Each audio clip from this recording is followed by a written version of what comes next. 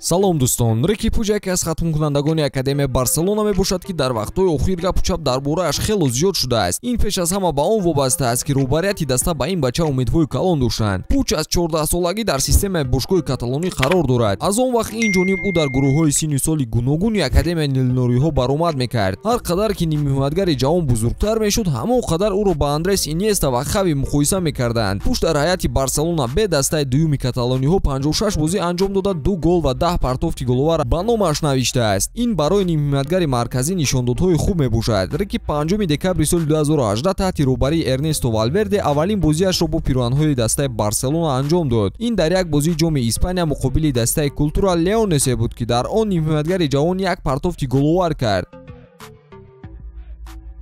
Дӯстон, футболи калон баргашт. Аллакай чанд бозиҳои хотирмон барои мухлисон гузаштанд ва бозиҳои ҷолибе дар пеш моро интизор аст. Аз хизматрасониҳои шарики мо 1x истифода бурда ҷолибиятро зиёд гардонед.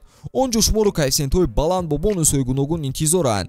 Дар 1x регистратсия осон ва пардохт аз тамоми гӯшаи канори дунё, вале аз ҳама муҳим бонус то $100 бо промокоди барсатиҷи. Силкаи зарурӣ дар комментария. Ба ҳама муваффақият.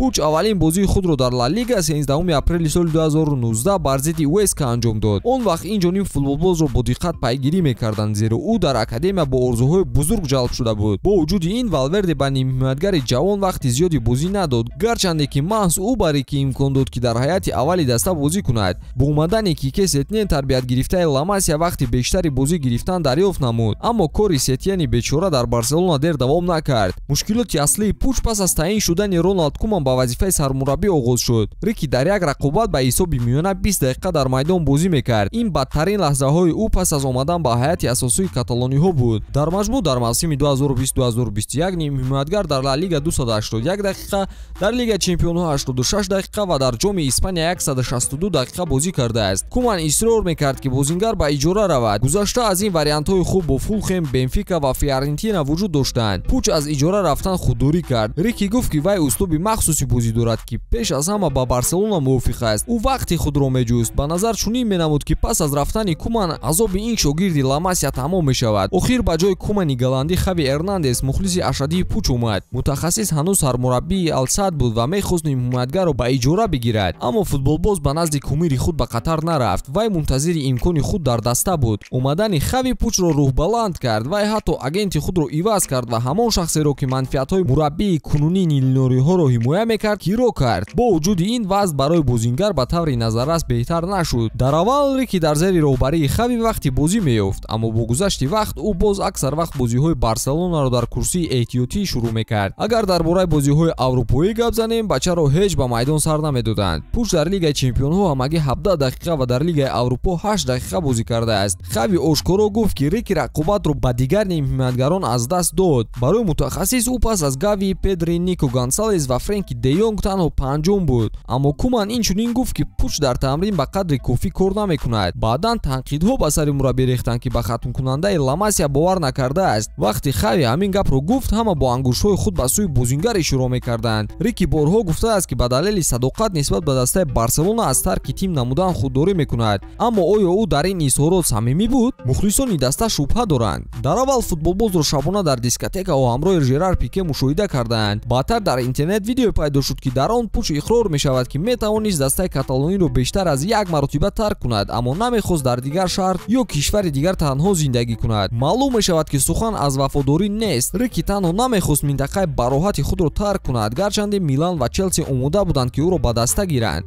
Пуч баъди ҳамаи ин онгӯйҳо дастаи Барселонаро тарк кард. Дар аввали моҳи август маълум шуд ки хатмкунандаи Ла Масия ба Лос Анҷелес Galaxy MLS пайвастааст. Пуч бо ин тим шартномаи 3 сола ба имзо расонидааст. Каталониҳо бозингарро бе пул иҷоза доданд ки биравад, ҳарчанд то ба охир расидани шартномаи ӯ 1 сол монда буд. Бар ивази он Барса ҳуқуқи бозпас гирифтани бозингар ё 50% аз маблағи фурӯши навбатии ӯро ба даст овард. Ин хабар то андозае ҳайратовар буд, чунки кам одамон дар синни 22 солагӣ ба он тарафи уқёнус рафта бозӣ мекунанд. Аммо интихоби мазкур рафтан ба Лос Анҷелес нишон медиҳад, ки футбол барои Рики Пуч шояд дар ҷои аввал набошад. Сарфи назар аз он ки ӯ дар Барселона муваффақ нашуд, Пуч аз дастаҳои ҷиддии аврупоӣ пешниҳодҳое дошт. Тибқи анъана футболбозон баъди ному нон ёфтан баъд роҳии чемпионатҳои мазкур мешаванд, аммо охир Рики бечора чунин ному нони бузурге надорад. ҳастанд нафароне ки баъди ба даст овардани обрӯ рафтани сину сол ба мисли Гарет Бейл, Ҷорҷо Келлини ва Лоренсо Инсини ба ин чемпионатҳо рафтанд. Бояд гуфт ки шояд дар бархе мавридҳо вазъияти ба вуҷуд омада ба ӯ халал расонд, аммо бисёр чиз аз худи бозингар вобаста аст.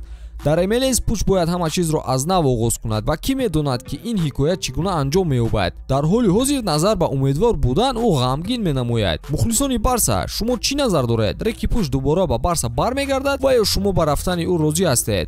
Ба ҳамин навори имрӯзаи мо ба анҷом мерасад. Хайр дӯстон.